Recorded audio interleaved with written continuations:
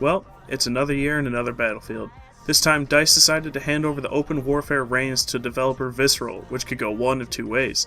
One, a fresh take on the popular franchise which brings in new fans and pleases veterans alike, or two, a game which appeals to nobody and is so far from what is considered correct for Battlefield that it alienates its entire fan base. Despite the internet currently wanting you to believe the latter, I'm firmly in the former's camp.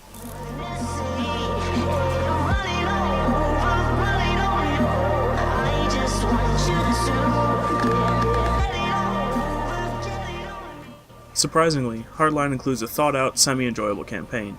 Gone are the nameless soldiers trying to eliminate a generic terrorist threat. This time you'll be playing as Officer Nick Mendoza amidst a Miami drug war, in a story rife with treachery, corruption, and car chases. Kind of like the plot for every American police TV show, right? Well, that was the intention, as this time Visceral has decided to present the story in a 10-episode format, with each mission filling a single episode slot. Previously on Hardline. Planes go up, drugs come down. Whose operation is this? Some shipbird named Remy Nelts. Nelts! Put the gun down! I took the deal. You started, take it all. You were surrendering! Leave it alone, partner. More evidence arrives. It's a bold departure from the Middle Eastern combat of previous titles, but one that feels fresh and most importantly, hugely enjoyable.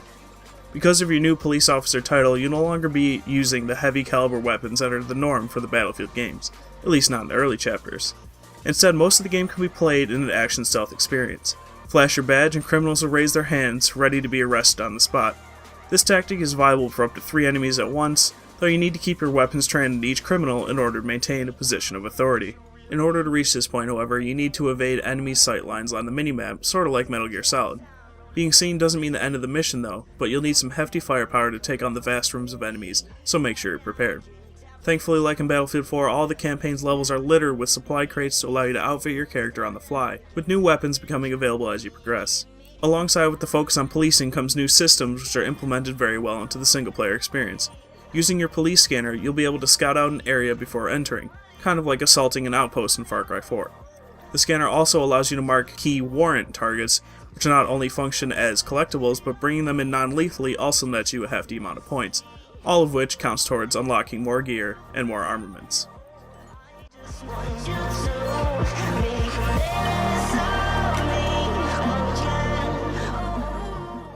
Collectibles also come in the form of evidence, which is divided into several case files, and the scanner informs you how far away and in which direction each piece of evidence is. If you're a completionist, then Hardline should quite pleasantly cater to your needs. In fact, the main area in which the single player falters is in the storyline it's trying to tell.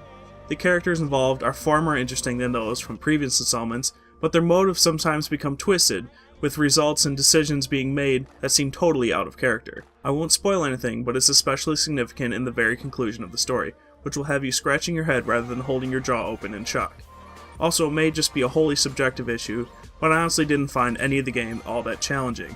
I'm yet to try the unlocked Hardline difficulty, but I played through every chapter on Veteran and rarely found myself dying repeatedly. It seems that as long as you exploit the overwhelming power of your police badge against enemies, you'll rarely come into much trouble.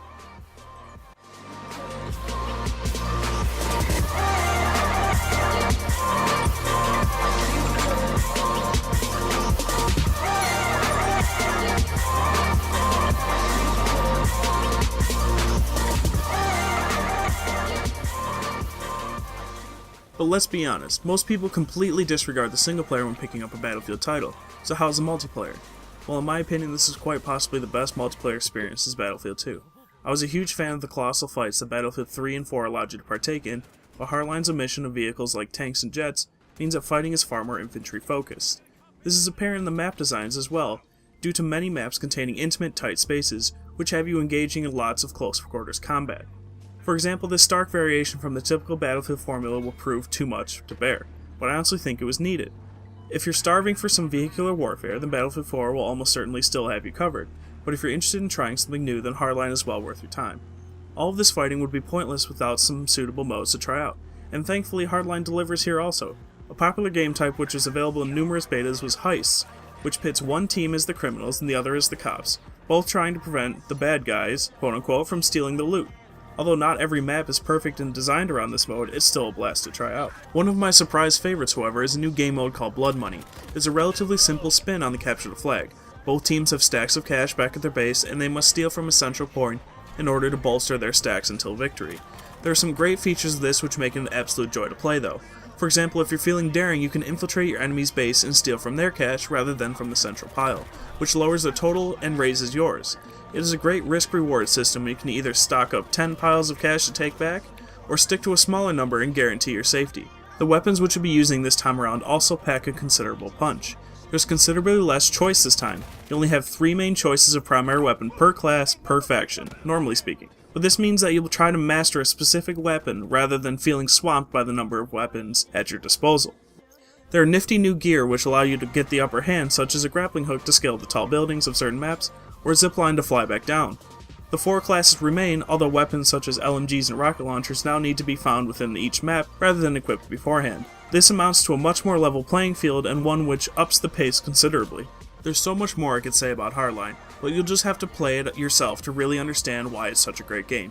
It just feels so much faster than previous titles in the series, but that is no bad thing.